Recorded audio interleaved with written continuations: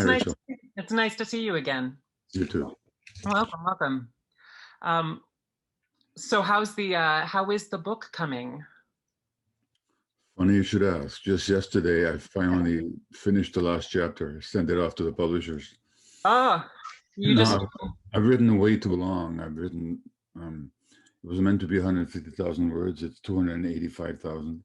yeah. So that means I'll have to cut 135,000 words, which I look forward to doing because there's a lot of dead weight in it, pedantic stuff, repetitions. But I do look forward to cutting it down to size. Does it is that the harder phase for you, or is it the No, birthing no, of it? no. The writing, the putting it together was much harder. Yeah. It was the heaviest lifting I've done my whole life. What was that like for you in this particular thing with this Well, effort? the funny thing is, like with this book, this has been in my head for about 8 to 10 years, and really, it's my life's work. And I've abandoned it a few times, but over 10 years, I've collected something like 24,000 articles. Uh, uh, Scholarly articles, academic medical articles, newspaper reports and analyses and so on, as well as multiple dozens of books. So I just want to interrupt you here real quick just to say for everyone, I'm sorry, I should have said this to begin with. The book is titled The Myth of Normal, Illness and Health in an Insane Culture. Right? And that's exactly right. And I interviewed a lot of people for it, including Rachel. So dozens or maybe hundreds of interviews, and then putting all that together into coherent package. Now I'm getting all these admit messages as if I was the host. Is there some reason for that? We're co-hosts. If you're You able can to. just ignore them. Okay, I'll all let right. people in as we go. Okay, great, yeah. So it was a big labor, and I went through all kinds of agony because with my other books there were more specific topics. This is like the whole shebang, and I went through the anxiety of I don't have anything new to say. What's the point? Versus I have so much to say, but I have no idea how to say it in any kind of interesting, coherent, cogent fashion. So oscillating between the two poles of hell, So I went through a lot of there was some anxious, difficult times for me. I absolutely hear that, and that resonates so strongly with me. I love how I have to say that I love how hearing you describe what your writing process is like, because mine is like it too. And Yeah. there's a lot of almost shame that can happen around long-term big writing projects, feeling overwhelmed, having it just look like a Jackson Pollock the first time you throw it out on the screen, and then watching it take shape, and then Yeah. the whole process. So I really commend you for taking that on, and I really am excited to read it. Well, you know what? So here's what I hear. If it's going to fail, it's going to be a glorious failure. Let me put it that way. Fail big, right? Yeah, fail big. Yeah. Fail big. I have a feeling it's not going to, and I think that the idea of culture being being the problem. So you've been in your career. There's been some criticism about your emphasis on trauma in certain rooms, and you and I have had some really interesting conversations about the involvement of trauma in forming any sort of neuroatypicality, any sort of thing along those lines. And one of the points where I think that actually people agree with you and don't really realize that is with the biopsychosocial model. If we're really thinking in terms of biopsychosocial model, then it's this issue of culture and experience and social experience that becomes elevated, and you can't really separate them out. So I am really curious how you see culture, trauma, and the biopsychosocial model of mental illness really fitting together. Well, first of all, I have to say that for me, it's not just mental illness. You as a neuroscientist, you're particularly interested in, and with your own particular history, you're particularly interested in mental health conditions. But I, as a physician, I look at physical health conditions as well, including cancer and autoimmune disease. Absolutely. and any chronic conditions, fibromyalgia, ALS, the Mhm. whole shebang. Mhm. And for me, it's all about trauma, and which is not a view that most people say, what the heck is he talking about? But that's because they haven't looked at the evidence. Well, And when it comes to culture, think of it this way: like think of the United States. mhm. Something like 50 or 60% of adults in the U.S. are at least on one medication. Okay. Mhm. Now, think of the word culture. In a laboratory, when you want to grow microorganisms or organisms, what do you put them in? What do Media, you, what do you call the broth that you put them in? culture media. You call it culture medium. And now, if you put these organisms in a culture medium, and 60% of them became diseased, what would you call that culture? Contaminated. Contaminated, toxic. Now, we also grow up in a culture. Human beings are just as much the at the effect of the environment that we live in as a culture, as organisms in a laboratory broth. And if you have this very wealthy country, at least a country where there's a lot of wealth, Mm, it's a good distinction. and a country that wields so much power in the world, and 60% of its adult population is on a medication, what are you going to call that culture? If you recognize that the individual organism really represents uh, the functioning of the whole system. Now, it's fascinating. Like there was this plague of locusts in Africa Mm. last year. Do you know what a locust is? It's an ordinary grasshopper, a certain kind of grasshopper that, under certain conditions, morphs into this predaceous, voracious herd animal that devastates tens of thousands of acres a day, depending on how big the swarm is. Mhm. When the conditions go back to normal, those same organisms, genetically the same organisms, go back to being grasshoppers. Right.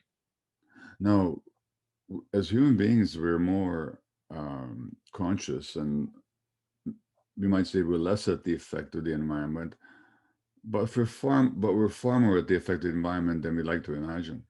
Oh, sure. So whether it comes to neuroatypical conditions or mental illness, as we call it, that's an interesting conversation. Is there Mhm. mental illness as such, or is that a designation for something else? Or physical illness, Mhm. chronic physical illness? Like even if you look at COVID, you might say, we're all in it together. No, we're not. If you're a person of color and you got a low paying job and so on, and you're living in crowded housing and you're living under a lot of stress, no, it's true. Even a resident of the White House can get COVID if they're stupid enough to not to take precautions. So nobody is actually totally immune. But statistically, who is it hitting? And is that an accident or is that a factor of the culture?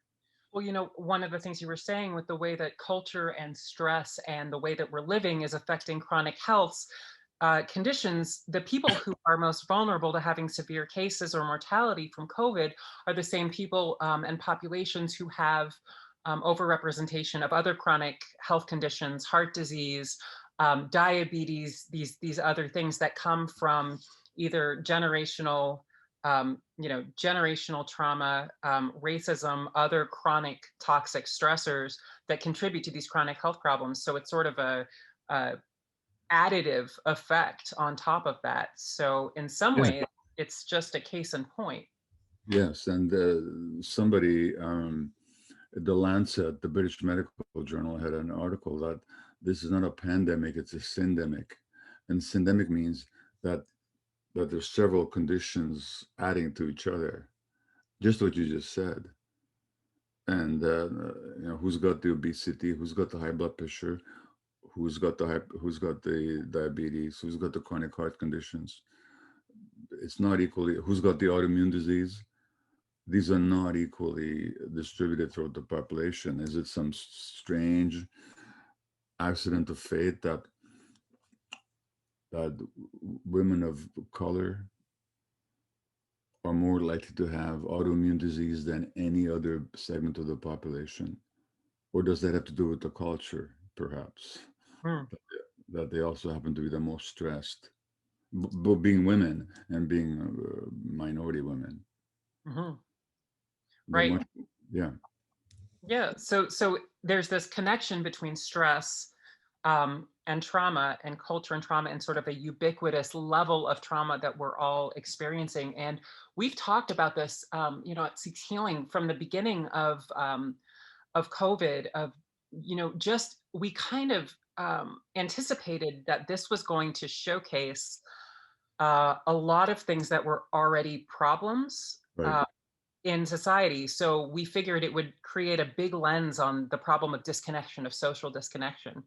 yeah, And actually it has. And there was a study at Harvard that was released just in the last month or two um, that kind of takes the intuition that we've talked about, where loneliness creates a hunger, it's like a hunger in the brain and affects the reward system, in analogous ways, right? And they actually did a study, and it shows that the actual hunger centers light up in the brain with exposure to loneliness as they do with hunger. That these same sort of physiological system. Oh yeah, this one's new. I'll send it to you. When we're offline. would you please send it? That'd be fascinating. Yeah, but Yeah, you don't want to add to the 280,000 words, do you? I'll take. Yeah, maybe I do. Yeah, sure. I'll send it to you. I was excited to see that myself. Yeah. But Well, we have these conditions. And if there's one thing that this has really shown us, it's sort of almost caricaturized the problems that we have with disconnection and with trauma and with chronic health, and the way that all of these things kind of come together to create a society that's sick. yeah. I mean, what COVID has done is it is both heightened and revealed the underlying nature of the society. Mm. It has heightened certain conditions. Like the people that were lonely are more lonely now. You Right. know, um, people are using more drugs. People are drinking more. Family violence has gone up. Huge concern about mental health issues because the stress of isolation and just the stress of life being disrupted. After people don't have the usual outlets to where they can kind of channel their stresses. Mm-hmm. You know, the bar, the football game, the movie theater, the even work. So but in a functioning, connected society, these issues would be handled. There would be challenges, but there would not be sources of traumas. You know, and somebody just said isolation with kids. Well, absolutely, isolation with kids is already a huge problem in society. Mm-hmm. That the community and the band and the group in which human beings evolved as a species has long been destroyed in this culture. Now there's even more isolation. So So parents are having to strive looking after kids without the support of community. You that's all going to have consequences. sure.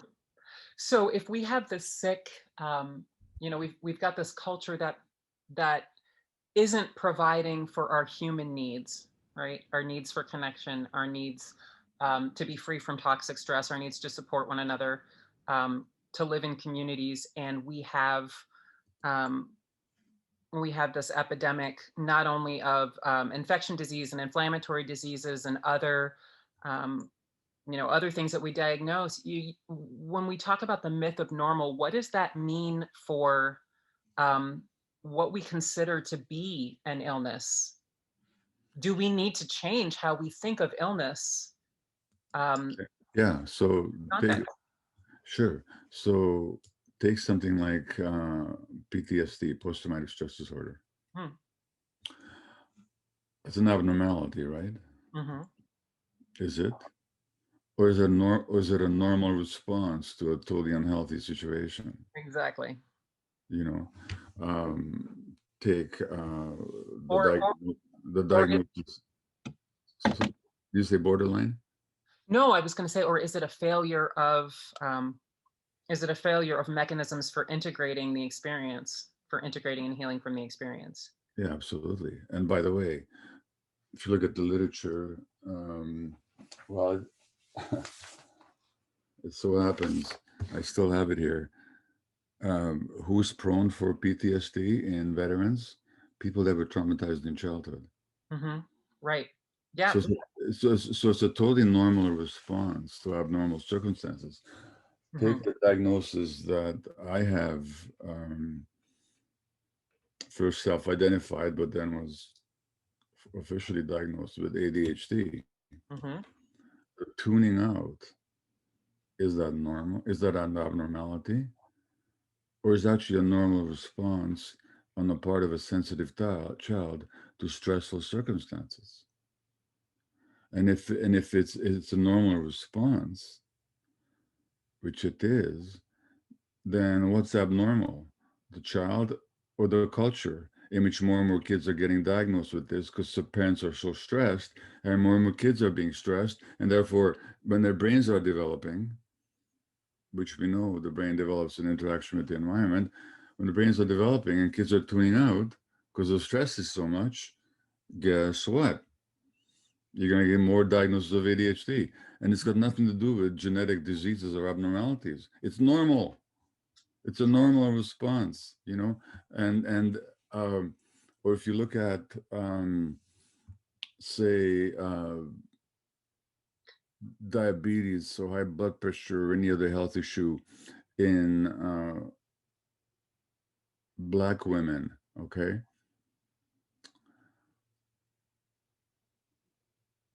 if you look at the biology of it, trauma and stress, they do many things, but let me mention two.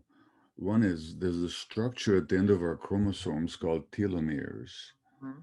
which telomeres are DNA strands.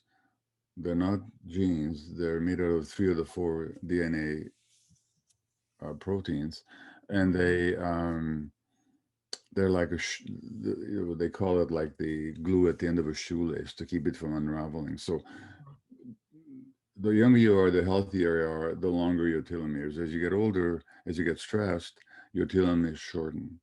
Hmm. Now, if you look at the telomere length of Black women versus Hmm. white women, and by the way, the designation white drives me crazy because, uh, you know, uh, this is white. Now, am I a white person? I mean, look at me. Do I look white? Now, I happen to be sort of darker than the average white person, but this whole idea of white is so crazy. So But crazy is anyway, Black women being called Black. We're yeah, brown. yeah, and then yeah, anyway, the whole thing is nuts. Well, But race is a construct, and we could really, really go on a absolutely, tangent with absolutely. that. But what I think is relevant to where what you're saying here, and what actually also applies to you and I, as Ashkenazic Jews, to a very different extent and only an intersectional way, is being a part of a culture that has got a historical legacy of intergenerational trauma and historical oppression, and so these things are going to be affecting that as Well, well, at but least. but to go back to my telomeres, so if you look at the telomeres of Black women, they're shorter than white women of the same chronological age. So that racism is biology, Sure. and furthermore, Black people who've suffered racism have higher level of inflammation in their bodies. Hmm. Now, is that because they're abnormal? Or is that a normal response to the kind of stress that a society of racism imposes on the minorities? So what we call abnormal, or if you take something like depression, is it abnormal? Well, what does it mean to depress something? It means to push it down. That's what a depression is. When you depress, you push. Now, what do people with depression push down? Their emotions. Now, is that abnormal? Or is that a normal response to childhoods where emotions were not tolerated or welcome? In other words, everything we call mental illness is actually an adaptation. It's a normal adaptation to an abnormal situation. And I could, at great length, talk to you about the physical illnesses as well. But that's going back to our point again. What's normal here? Or what's abnormal here? The individual or the culture? So what really strikes me with what you're saying here, in a sense, is that these structural conditions in society, these structural conditions in our culture, have an effect on our structural biology. Yeah. So the structural issues that are going to influence how much stress you're under as a child, also how much physical touch you're receiving, adverse childhood experiences, whether you're being given a whole bunch of sensory inputs that previous generations didn't have, if you're receiving Yeah. all of these things at once, this is going to actually set the conditions for how your brain is going to wire during development. So we don't often think about that, right? But to say that something is a brain disease is not to say that it is only within an individual, because it is the conditions that the individual's interacting within that's determining how the brain can even wire to begin with. So you may have a developmental period and develop ADD under certain circumstances, and it's really a complex thing with biological factors, which are affected by social factors as well as psychological conditioning.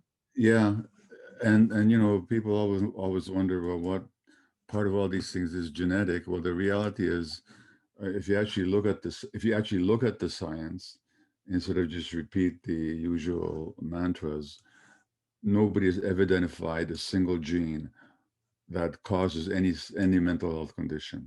Mhm. Zilch. Nobody's ever identified even a group of genes that will predict for a certain um, mental health condition. So Sure. look, all these conditions, genetic is nonsense.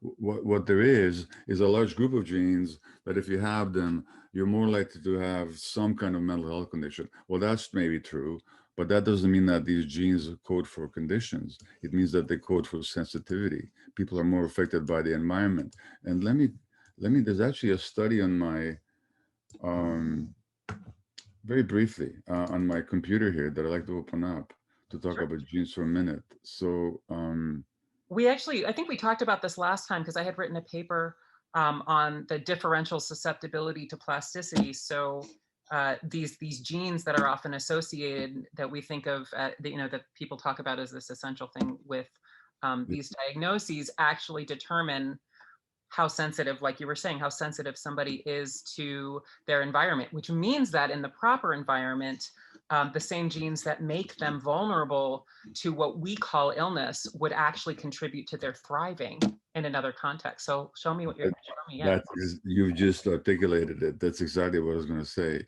So I'm going to read you a paragraph, okay? Hmm. Take normal monkey. So certain monkeys are born genetically um, high reactors. They're affected more by the environment, okay? Hmm. These monkeys, okay?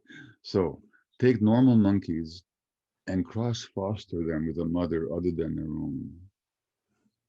Whether the mother is all right or a super mom appears to make little difference. The infants develop normally. Okay. Now take the genetically predisposed high reactors, and if they're brought up by their own mothers, who are high reactors as well, they become shy, withdrawn, and slip down the social hierarchy. Okay. So take these monkeys that with even normal mothers, they're high reactors, so they're so sensitive they become shy and withdrawn and socially down in the hierarchy. Okay. But take these genetically predisposed high reactors and put them with supermothers. Okay. The supermothers really know how to create a secure environment. Okay. So, so take these high reactors with their own mothers that will become shy and withdrawn and put them with the super moms. They cope well with the temporary maternal separation. When they grow up, they become leaders of monkeys, especially adept at recruiting allies and rise to the top of dominance hierarchies. When they become mothers, they adopt the style of their foster mothers and become especially nurturing. So much for genes. Okay. So really, what that suggests is that it's the people who have people in our society who are manifesting things like depression, things like ADD, other neuroatypical conditions that very likely have, the potential for absolute gifts if given the right environment in which they can thrive. Well, we know that because if you look at amongst the artists and musicians, so many of them have mental health conditions because they're these high reactors. That's what makes them great creative artists. But it also makes them so vulnerable. So in Mhm. this crazy culture, so they achieve all this success, but without having worked out their stuff, they end up like bloated caricatures themselves, like an Elvis Presley or a depressed, nearly suicidal beauty like Marilyn Monroe, or or you get Aretha Franklin, who who's an icon of women power, you know, RESPCT, and she was an abused woman all her life and sexually abused as a child, or Whitney Houston, or any number of them, you know, and so that the same creativity, the same sensitivity that makes them so creative and so charismatically wonderful at what they do, because these people really are charismatically wonderful.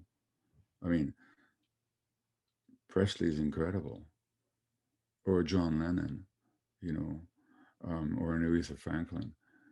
But inwardly, they're so conflicted and traumatized that they end up destroying themselves. Sure, well, that happens. You don't have to be an artist on that scale for that to be true. And I think that that's probably true of many of us. And um, one of the interesting things, and maybe we were talking about culture, and maybe you can explain this or elaborate on this.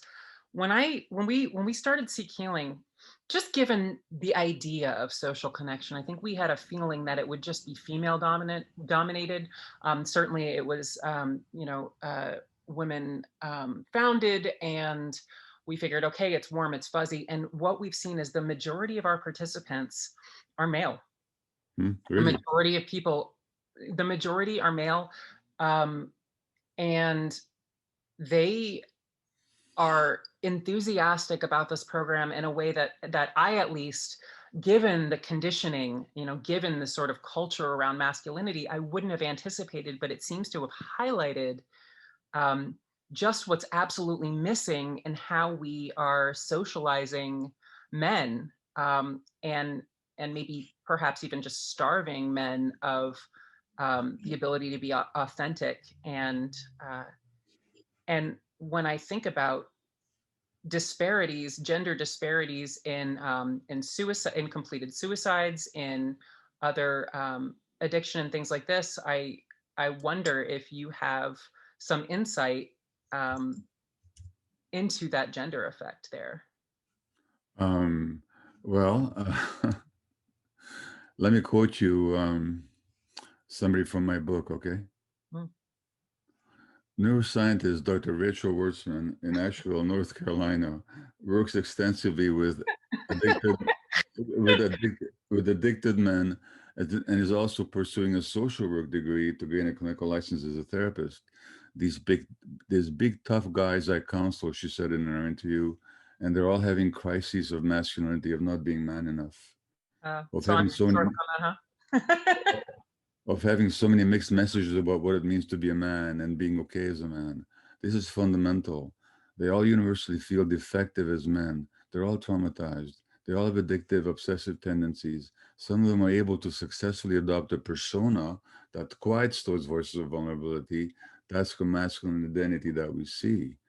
But part of embracing that masculine identity, and necessarily for a bunch of sociological reasons, involves shutting down empathy and channeling every type of experience into one of anger. Well, people must be desperate to escape from that. And I imagine the ones that really want to escape from it, and they recognize that they're the ones that come to you and open up and are enthusiastic. And they're not the ones that, I really, it's broken down so many different kinds of stereotypes I may ever have had before I came into this work about Right. what kind of person needs connection, about what kind of person uses drugs, about any of these other things. But one of the things that I notice is when people come in and connect, there's just a light that comes on in people's eyes that is, it's just so noticeable. It's almost a very youthful, Hmm. it's just a boyish loving energy. It's the kind of look that I see in my nephew. Hmm. Just that, somebody who's young and still just very excited about the world and connected. um, and it's really interesting the different kinds of things in recovery processes that cause that light to come back on. um, Well, it's interesting you should talk about the light because if I can find it, I'd love to read you uh, uh, another paragraph, okay, mhm. about the light. Just what you just said. Okay, I'm about to find it. The shimmer. So there's a physician called Will Cook, and he works in Indiana, and he works with a lot of addicted people. So I interviewed him, and he said, it's not uncommon for someone to tell me that in working with me, that I was the first person that ever believed in them, which breaks my heart, Will said. It just almost brings me to tears when somebody says that. I reassure them that I do. I think that there's this spark inside everyone, that shimmering self that is waiting to be revealed, that's just cluttered and stacked with all the stuff life has stuck to them and they can't shine. But we pull away that a little bit at a time and reveal who they are.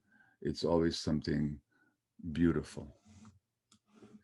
So So, is so that that light that comes on when people are listened to and held and seen with compassion. So is that maybe a definition, if we want to think about what would characterize a healthy culture?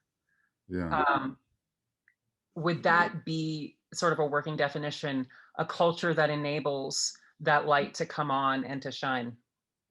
that's exactly would be a healthy culture. And I don't know if you're familiar with the work of the social psychologist Eric Fromm, Hmm. um, but he worked in the 30s and the 40s and the 50s, and he wrote a book called The Sane Society. And so, if I know I keep quoting from my new book here, but I wonder why. Maybe it's on my mind uh, for some strange reason. Fortunately, But this talk is titled same as your book, so I feel like this is an appropriate. Eric Fromm, if I can find this quote, just to answer the question you just raised about a healthy society. Uh, okay, he said, well, what did he say? He said, I'm not going to look for the quote now, but he said that mental health is not a person conforming to a society. Mental health is a society meeting the needs of human beings. Mm, So that mental health, and he's not a physician, I would say also physical health hmm. is a society meeting the needs of human beings, and those needs are for connection and for respect and for meaning and for love and for creative outlets, um, and for people being able to be socially connected while being authentic to themselves. Like in our society, even people have social connection. It's at the price of their authentic selves. They have to create a persona and a personality, and they do that in childhood to meet the needs, the desires of the parents. So that people, even people who are well socially connected, very often do so at the expense of their authenticity. Mm, So mm. the thing is, can we create a society in which people can be authentically themselves and still be socially connected? S- we at SeekHealing, that is one way of kind of encapsulating really uh, the purpose of what we're doing. And what I really love in what you just said is it also points to um, what it is that's in this culture medium, to borrow your metaphor of culturing cells from earlier, Yeah. that is creating the problem, right? And that is the toxicity, that is the thing that's making us sick. I mean, doesn't that suggest that it's really shame? It's whatever's preventing us from being able to be with one another authentically, to actually connect with ourselves within our bodies and then with other human beings. So anything in our culture that is creating um, shame in a way that interrupts connection would be toxic. Well, yes. And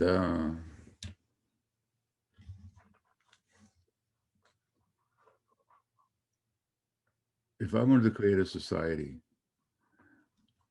in which people will buy useless products Hmm. to build up their sense of themselves, and if I wanted to build up a society in which you can instigate wars where your army can go in and kill 500,000 people in a few years, as America did in Iraq, Hmm. and nobody's going to question that. Not anybody's, or at least not enough people will question it to stop it. This is a few decades after having fought a war in Asia based on a total pack of lies and incidents that never happened. And if you want people to take jobs where they don't possibly fulfill themselves, but they're afraid of losing their jobs, or they're losing not to meet the criteria of the boss, what kind of people would you want to foster?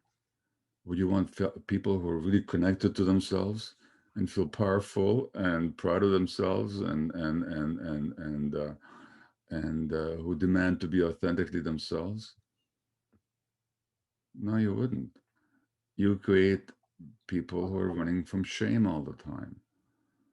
And if I can only be more beautiful, if I can fit in better, if I can be more successful at the job, if I can be more powerful, if I can be more intimidating, or if I can be nicer, then I'll be accepted. So that all of which are responses to the shame of disconnection. Hmm. So, Which begets which. well, I think that it's both. So then you create those kind of people. I mean, if you had to design it, you couldn't design it better. Not that anybody did design it, but systems have their own logic. Yes. So if you're going to create a system in which a few people own most things and wield most power, which demonstrably and statistically they do, then you've got a system that's working really, really, really well. So that it's not, we can't say the system is broken or that it's not functioning. It's functioning beautifully. depending on what we imagine the intentions of the system are. Now, if we really believe the propaganda that the intention of the system is freedom and democracy and self-expression and health and you know, freedom of information, uh, if we believe that, then we can say that the system is a failure. But the very belief is an illusion. So I Well, have a whole chapter on disillusionment. Like I often ask people, like I was in Berkeley once giving a talk, 2011 maybe. There's a big church, hundreds of people there, and a mixed race audience. And I asked, this is during the first Obama administration, and I said, people, raise your hand if if you've been disillusioned by the Obama presidency so far. And about half the people put their hands up, you know, all colors, all races. And I asked, well, would you rather be illusioned or disillusioned? Would you rather have illusions or would you rather lose your illusions so you can see reality clearly? well, So I think what needs to happen in the society, people need to get disillusioned. Gabor, I would actually, so there's so much in what you just said, and I would argue actually that people are primed for dissolution. I think people sense that there is something that isn't quite right between what they're living and what they think they're supposed to be living, or they're told they're supposed to be living, and that these conditions that we have throughout the system possibly make people ripe for manipulation through that disillusionment.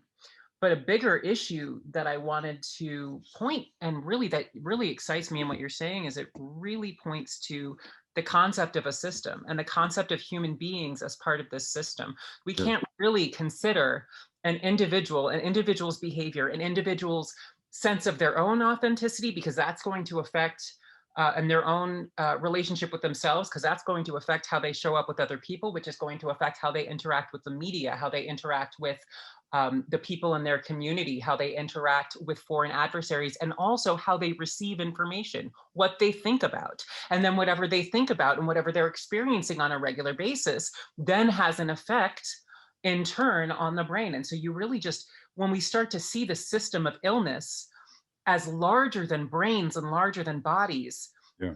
and we don't try to draw this distinction between what is individual biology and what is actually just a big, ginormous system where our collective health is co-determined.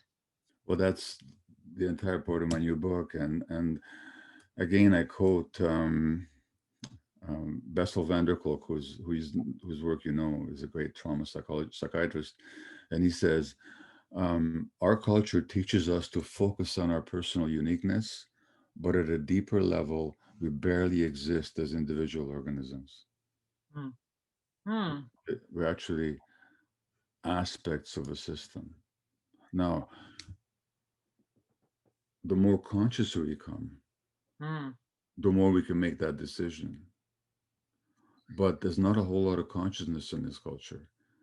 And consciousness is not encouraged. And particularly in one of the chapters, we looked at our politicians. And one of the things that distinguish politicians is, in general, not universally, but in general, their lack of self reflection. So interestingly, both Hillary Trump, that's a good Freudian phrase, Hillary Clinton, Vulnerability. and, and Donald Trump, they both separately said, in more or less the same words, that I don't do much self reflection. I might not like what I find out. I mean, Gabor, when I think about being a politician, or I think about you being a politician, Yeah. what really occurs to me is a high degree of self-reflection Yeah. would be a little bit paralyzing, don't you think, if you have to perform on that kind of a public level, right? So, Well, if I'm going to send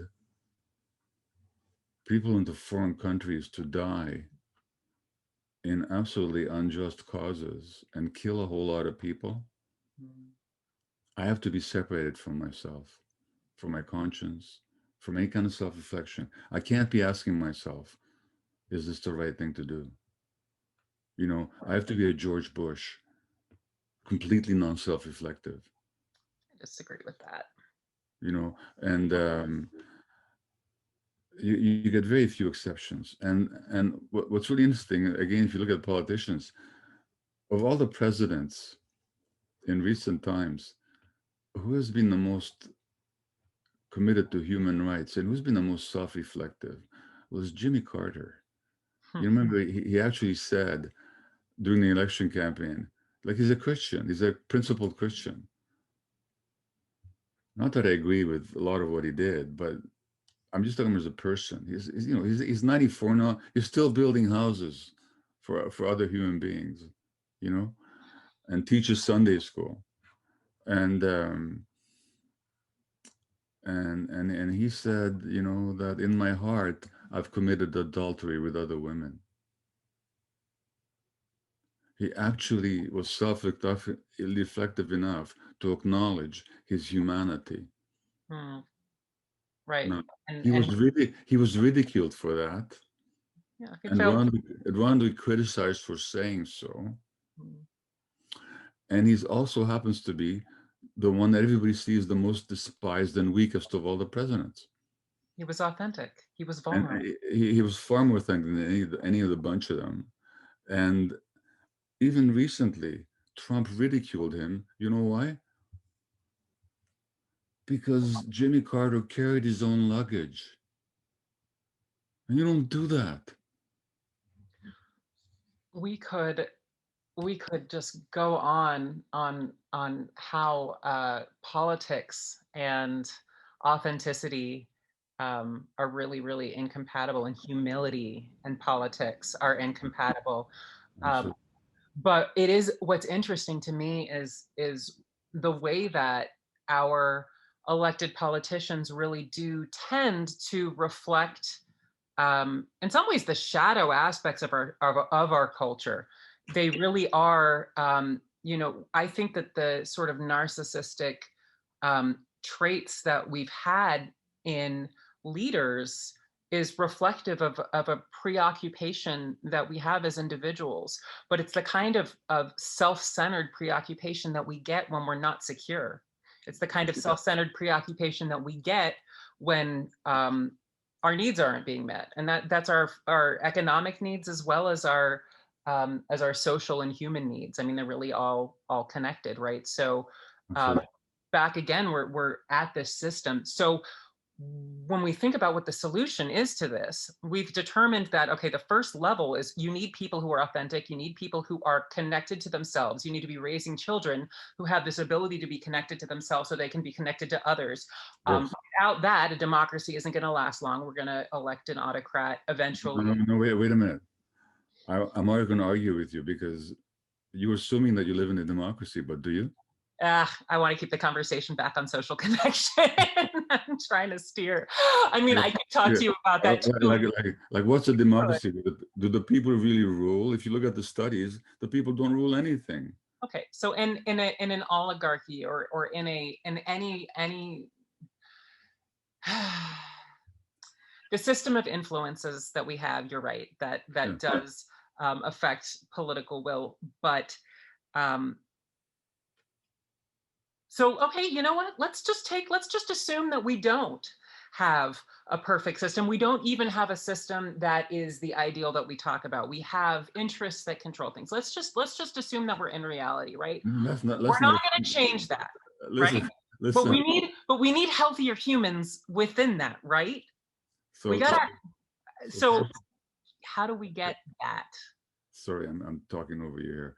Yeah, no, I get excited about this. me too. First of all, let's assume that we live in a perfect system. It's perfect for what it's designed to do. Okay, Hmm. keep people rich and powerful. It's perfect. Let's Yeah, make that. Let's start with that assumption. And the question is, how in a social in a system like that do we then engender connection and genuine compassion and so on? local. You know, it's like everything else. It's everything else. System change starts locally. It starts one to one. Yeah, well, that's true. So I and also like it has to start within each. Well, you know what?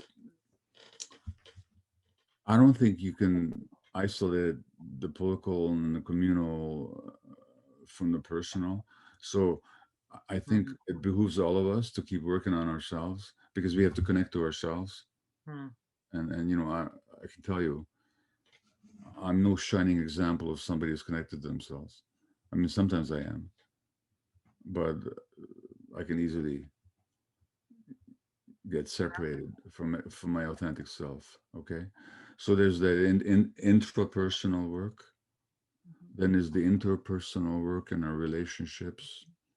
Like when I'm in that interacting with you, like just now, I noticed I was talking over you. You know, like you were saying something. Well, at that moment, what was my highest value? My highest value at that moment wasn't connecting with you and being and being in relationship. It was being right. Mm. So we move in and out, move in and out of this all the time, and we have to be aware of it. But you can't separate all that either from political action because ultimately, the system has to be challenged. The system has to be questioned. People have to drop their illusions. Even the illusion that it's not perfect is an illusion because it assumes that the system is actually meant to do what it says it's supposed to do. That's an illusion. I This hear system is this system is not designed for humanity. I hear you. Yeah. And I hear and in what you're saying, I hear frustration, and I hear anger. And when I hear about people talking about seeing the truth and having the illusion stripped, I also tend to hear um, a level of anger, and maybe even a level of fear, because there's that urgency that's behind understanding why that illusion is just not serving. And so the modification that I might add to that is, while we need to understand and see the system, I would just say, first of all, we need clarity more than Yeah. disillusionment. And Thank and I use that you. I use that specifically because when I think one of the things that we're seeing, particularly in this country right now, is with the anger and with the disillusionment, what that does, as also a social cognitive neuroscientist, who's worked on things like that as well in my career, is that it makes people very, very vulnerable to manipulation and to propaganda and to other things. It makes you can actually tune people's ability to process incoming information and weight different evidence based on whether they're in a state of fear or disgust or anger. And so, while we need to see clarity, I think we also need to be careful um, about the emotional state we're fueling in that disillusionment. Because I would say that the polarization that we're experiencing, that's just, you know, just creating exponentially more separation. I mean, separation within families, separation within communities, people just absolutely unable to be on the same page, that it is this emotional state that, and both sides right now think they're being disillusioned. Both sides think they're being shown the truth and seeing through an illusion. And so uh, there is a trauma, I think, that comes with how we're disillusioned and what kinds of information we're given. And so I'd really challenge you to think about, how can we do that in a way that invites connection, not disconnection? We need to see the system for what it is, but I think the solution, I mean, I'll just tell you what I think. I think the solution is really is having a better understanding of how we are all part of the system. If we understand how our brains, and this is true for racism too, right? We're conditioned in a racist culture. And so our brains actually wire for implicit bias. We may not consciously have any sort of prejudice, but our actions and our everything is going to be set by the conditions that we're exposed to, and it affects everybody in the culture. So The same is true for all the rest of this stuff. absolutely, and the energy with which we speak is often more communicative than the content of what we say. So when I speak from a position of self-righteous anger, it doesn't matter how true it is what I'm saying. Mm. Well, what I'm really communicating is my own dysregulation. You know, and so that's all true. It's very difficult to be conscious, you know, but so that kind of consciousness is absolutely essential for the political work. Mm. But individual consciousness will not on its own transform society. On a certain level, it'll happen on a community and a political level when people are ready for that. And it's very difficult because disillusionment in itself can leave people, well, you lose one set of illusions, but then you're more prone to pick up another set of illusions. Sure. And we saw that oh, that's what the whole Trump phenomenon is all about. People get disillusioned that the system is serving them, and then they buy into this um, misbelief that this manipulative, shady, pseudo billionaire game show host is going to save them because he really cares about them. I mean, talk about an illusion. But that that that illusion came from the disillusionment with the liberal lie that this system is for all of us, you know. And yet people saw their jobs disappear. They saw their children getting sick. They saw the economic position. You got these deaths of despair, and then so Trump comes along with a new set of illusions that people then buy into. Where where I think, we can call that illusions. What I have noticed is that it doesn't matter where people are on the polarity spectrum.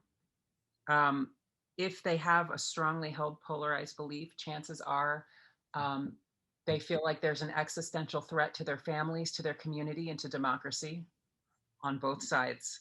That's Yeah, sort of the fundamental belief. sure. And really everybody cares about their kids, and they care about the values. Actually, a lot of the values that are expressed consciously, at least when I say consciously, I mean in the words that people are saying, are quite similar.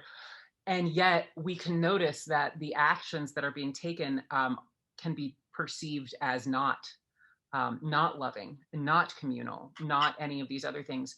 So what is um, one thing you said, I think, with um, saying it's not within the individual. You said something like raising the consciousness within the individual can't solve the problem. And it strikes me that that's something similar to you can't solve problems um, that are in human behavior and emotions that come from trauma within an individual either. It's Yes. really on the same level. we Yeah. have to we have to think about the fact that we are consciousness in cultures interacting with other consciousnesses. And Yeah. so if the solution isn't to give a medication or a therapy within the individual, it really is to bring out some quality in the community. So in a sense, I think what you're saying is pointing towards is we need to have conditions that don't just foster a higher consciousness and clarity within an individual, but maybe clarity between people Yes. Absolutely. And and compassion between people. and that probably takes us back to your organization, because isn't that what you're trying to do? Yeah, that's it. That's it exactly. Um, and I think that Jennifer gave an excellent talk yesterday on social health and really the evolving field of social health. Um, and that's really, I think, the main difference between one of the main differences between social health and mental health is social health considers illness on the level of between people, on the level of communities. And interventions in social health are necessarily interventions at that level between people. And when you have healthy social dynamics, you have healthy individuals, and you at least have the possibility of healthy societies. Yes. So I'd like just on that point, I'd like to again go back to my book. Um, Let me just find this. Do you know who Louis Malmadrona is? I'm sorry? Louis Malmadrona. Does that name anything to you? It probably doesn't. Doesn't No. matter. So he's an American physician and psychiatrist. Okay, and he's partly Lakota background, Cherokee and Lakota. Okay, and so he studied both Western and indigenous ways of healing, and he's practiced high-tech emergency medicine. So he knows the value of Western medicine, just like I do as a physician. Mm-hmm. But then he talks about the native ways of healing, Mm-hmm. just what you said. He said, for a Native American, he says, healing is a spiritual journey. Mm. Um, and he says, in the Lakota idea, we need to celebrate and support people who are ill because they're the canaries in the mine. Mm. They're the Mm. ones who are showing us that our society is out of balance. Mm. And we need to thank them for taking that on and for doing it for the rest of us. And all of us need to participate in their healing because if not for them, where would we be? We're all responsible for whatever ails them. We're responsible to contribute to their healing for everybody's benefit. Can you imagine if we responded to the opioid overdose epidemic that way? Exactly. And that's my whole point. That's my Right. whole point. And so here's this age-old wisdom, which is not only beautiful and spiritually satisfying, it's scientifically accurate if you actually study science of it. And then we have Western medicine, supposedly science-based, that doesn't have a single clue of what this guy's talking about, you know? I've just lost the sound. Is your sound down?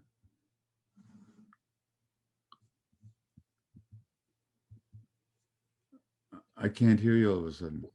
Hello. I think that was, Now I can hear you. yep. Okay, great. Now I can hear you. Yeah. Yeah. No, I can't. It goes off and on. Am I frozen again? No, you're speaking now. I can hear you now. So I missed a little bit about of what you said, but if everyone else could hear you, then feel free to keep Yeah. going. Yeah, no, I think you heard everything I said. I just quoted Mm-hmm. this American, Right. part Lakota, and his concept that the people who are sick are manifesting something with the whole society, and we need to thank them and work them, and their healing is our healing. Mm. Mm. And you said, what if we applied that to the opioid crisis? What if we applied it to everything? Sure. You know. I like the idea of really honoring, I think about stigma and the way that stigma separates and how different it would be if we could honor the people that show up who are struggling as the mirrors for our society. Yeah. In sort of that way, and to see it as a beautiful mirror and really to see ourselves. One of the things with SeekHealing that I think is powerful about what we do is because we really don't just, everybody's just a seeker, and we get in touch with the universality of the experience of addiction. I mean, there's little things that are different. Not everybody has the same biological sensitivity to certain substances or certain phenomenon that follow from that, but in the fundamental sense of doing something that, doesn't serve you, losing control over how much or how often you do it. This is something that everybody in our society can experience. And Yeah. it's because I think we have a culture of use, and we have a culture that requires us to look outside of ourselves to be okay, whether it's buying something, whether it's doing something, from work to Netflix, entertainment, social media, food all the way up to substances that can kill you much faster anyway, because it can all kill you. Where was I going with this? We all can identify, and we all can connect around that concept. And I hadn't thought about it as taking this concept of addiction and deaths of despair, which I really think is the canary in our system right now for how ill our social system is, and breaking down, using it to catalyze the conditions that is healing for everybody, which is this connection, which is this saying that you are the same as me. I love talking to you. I love that you spoke over me, and then like had to acknowledge that, because every person, anyone who knows me or who's known me for more than 2 seconds knows that is also a growth edge for me as well. Talking on top of people, interrupting, and it's part and parcel with the ADD and the I'll say half the time it's because I'm afraid I'm going to forget what I'm going to say, and then I'm going to be blank. But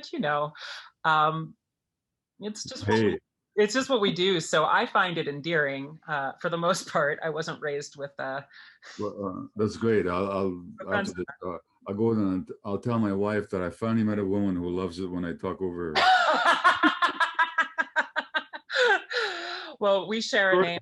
I go by Ray. I go by Ray often too. So sorry, dear. It's been a good 51 years, but I finally met a woman who loves it.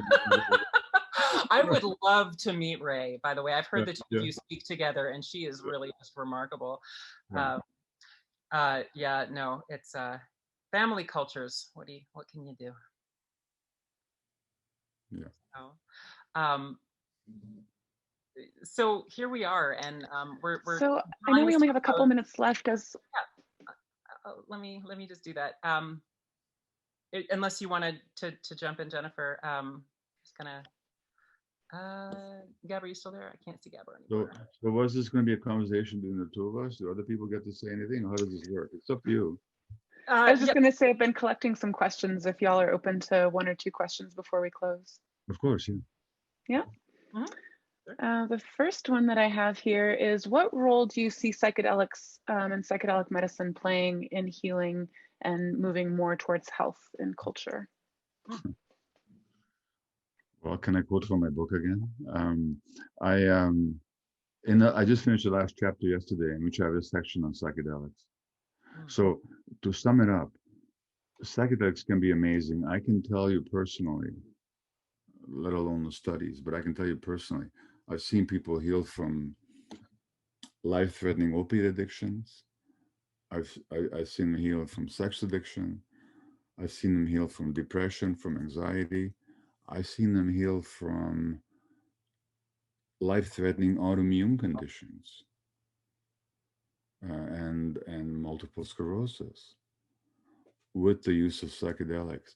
And it's not that the drugs themselves are causing the healing. It's the consciousness that opens up when under the right guidance, people take these substances and they integrate those lessons into their lives.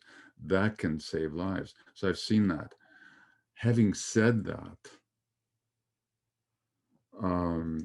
practically speaking, they're too esoteric, they're too expensive, and they're too time-consuming.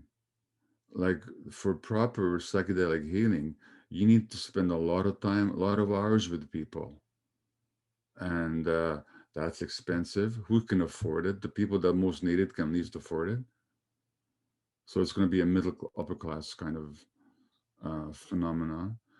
Furthermore, it's highly time intensive. Like I say, in the MDMA trials for PTSD, it's 2 psychologists or 2 therapists working for 6 to 8 hours, 4 times with 1 client.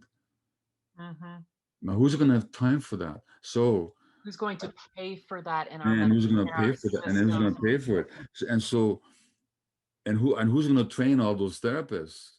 And so I think they're essential modality. We're crazy to ignore them, and especially given the utter failure of Western psychiatry. But at the same time, it's going to take a much broader transformation of the healthcare system to make the changes that we need. So psychedelics are kind of a very attractive and very alluring alternative, but they're never going to be the answer.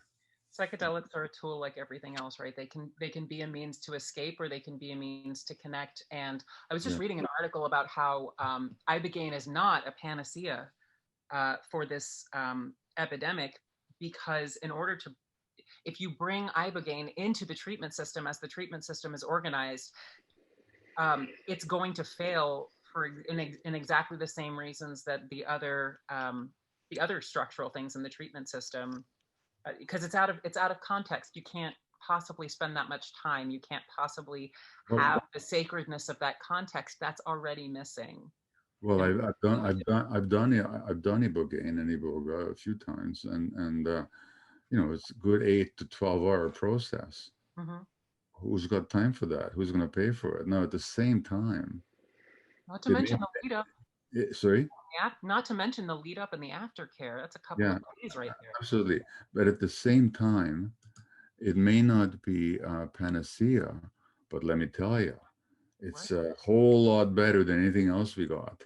Mm-hmm. I know no other modality that can potentially, I've seen people overcome their 20 years of heroin addiction with 2 iboga ceremonies. Now you tell me something in the Western armamentarium that even come close to that. So no panacea, but at the same time, it's a wonderful modality. If they got really beautifully said. Sorry? I was going to say, beautifully said. If they got that in say a hospital environment, do you think it would have been the same effect? No, it shouldn't be in a hospital environment. Right. Mind you, properly done, especially in the high doses, you need to monitor people because it can create some significant issues. Anyway, the point is, in the right hands, in the right context, no panacea, but it's like 10,000% better than anything else we got. Thank you, Gabor.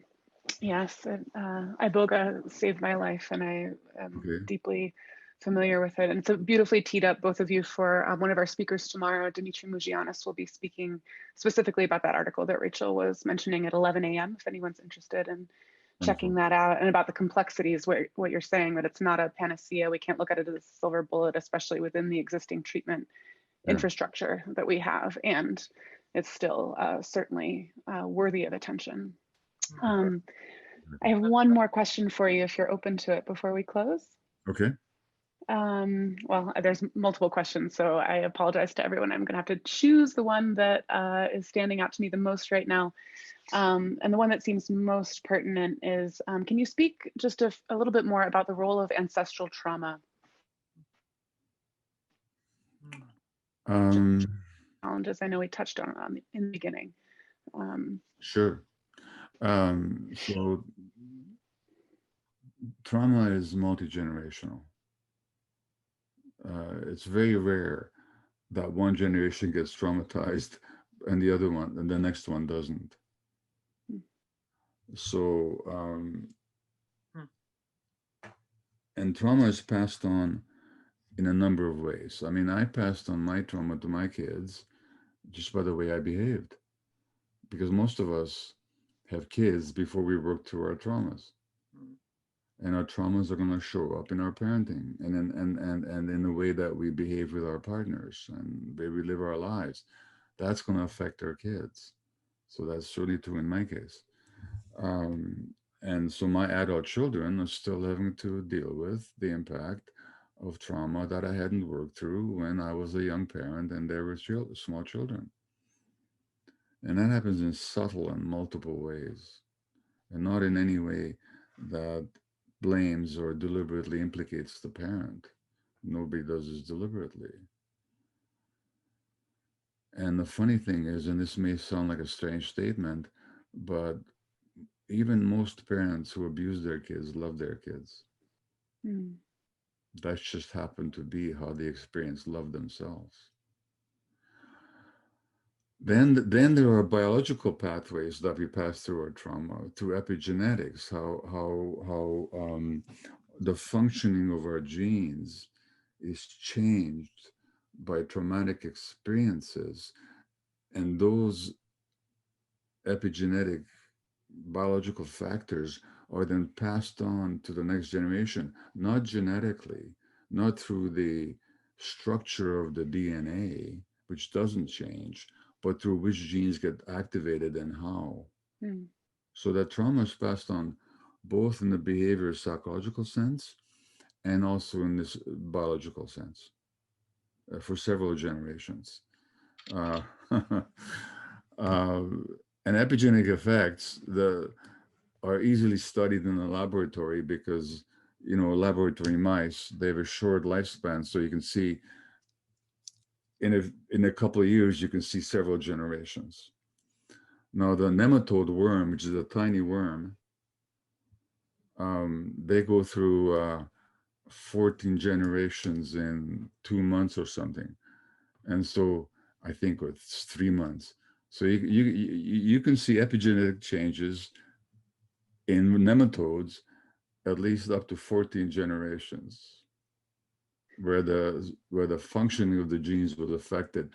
As my son wrote when we put that into the book, and he said, imagine having a nematode and having to organize a family reunion every 10 days.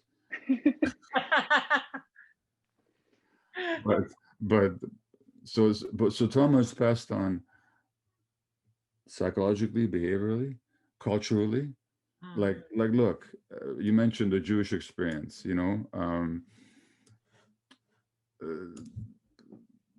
we can talk a whole lot about Jewish culture, but one of the things about Jewish culture is you kind of get to see yourself as a victim all the time. Like you kind of grow up with a victim mentality, and it's always what they're doing to us, and we're not so likely to look at what we do at others. It's most like, what are they doing to us, and so that and you grow up expecting.